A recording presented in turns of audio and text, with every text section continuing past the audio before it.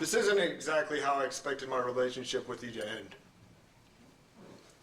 You know, the past year I've had to really struggle with the person that I thought I knew for a decade and reconcile that with exactly what they accused you of. Surely the person that sat up on Christmas Eve with me and put together doll houses wasn't the same person who would sit on a couch and wave at him as he headed up the stairs to our daughter's bedroom. But that's exactly what you did. It's exactly what you did. She was 4 years old. She had her whole life in front of her. You took that away from her, and all she ever wanted to do was make you happy. On top of that, the two surviving sisters are going to be separated. They're going to live 200 miles apart from each other. You took away Julia's, both of her sisters. You took away her playmate. You deserve so much more than what you got. And you can count on a Thompson being there every time parole comes up. That's all I have to say to you. Thank you, sir. Call your name. My name is Lori Thompson, and I'm Emma's paternal grandma. I want to thank Ms. Ketterman, Ms. Tina, whose last name I never learned to pronounce, Mr. Alman, Ms. Ketterman, Ms. Barnett. Thank you. I want to thank the jury and, of course, Your Honor, and all the members who are here that took so much time and conscientious and deliberate thought in such a difficult, difficult case. Our hearts are broken for the loss of our Emma. She would have started kindergarten this fall. She'll never be a Brownie. She'll never bring a report card home. She'll never get to go to first grade. Ms. Ketterman and Mr. Alman were gracious enough to share with me pictures of their beautiful granddaughter several weeks ago. Mr. Alman was very much looking forward to dancing with his granddaughter that Sunday night. I buried Emma in the only ballet shoes she'd ever wear. I buried her 1 week before she was going to be a flower girl in her uncle's wedding, an uncle who had just returned from Iraq, where as a triage medical officer, he had the gruesome responsibility of matching body parts and heads to bodies. And we had just begun to celebrate his upcoming wedding and the joy of him returning when he had to gaze upon the battered and bruised body of his tiny niece.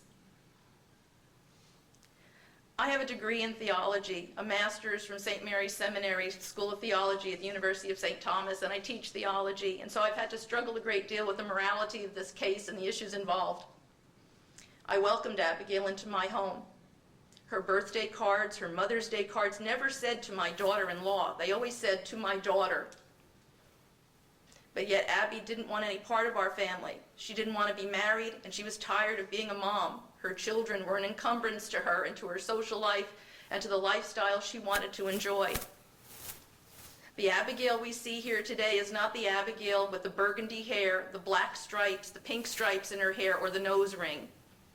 It is not the Abigail who would smoke, even though she knew that little Emma struggled sometimes with upper respiratory infections. This is the Abigail that you didn't get to know.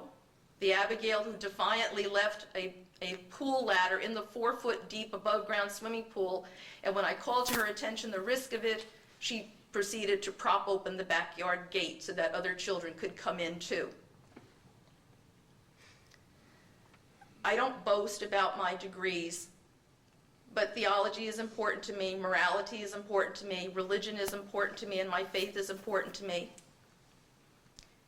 Whether you are Christian, Jewish, or Muslim, in all of the sacred scriptures there are references to people who do harm to God's most innocent creation. In the Quran, there is a line that says, "Should you harm a single hair on the head of an innocent, it is as though you have destroyed all of God's creation." In Christian tradition, in the New Testament, Jesus himself says, "Should anyone harm the least of mine, it is better that they tie a millstone around their neck and cast themselves into the sea."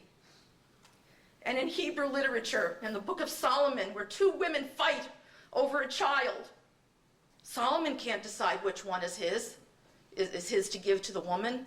He can't decide which woman is rightfully crying out for her child. And so in his wisdom, what does he do? But he decides, cut the child in half. Give a half to each of these women so that they can share in the motherhood of this child. One woman says, "No, don't, give it to her. Let her have the child."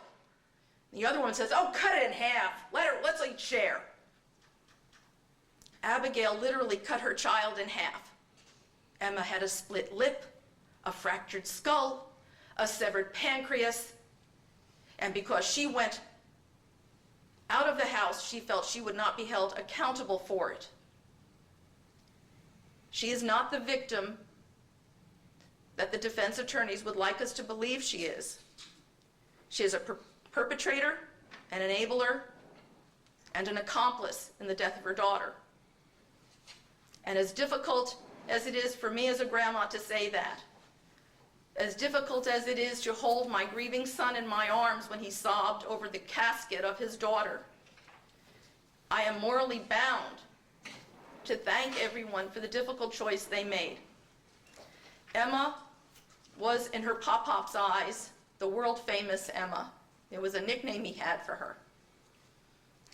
We have a memorial fund at St. Jude Children's Research Hospital in Emma's name, so that she will in fact continue to be world-famous, and that if people truly would like to make a difference in the lives of other children who are cherished and kept safe, they can make a contribution to a hospital that charges no bills because they cherish the preciousness of every life of every child that comes through their doors.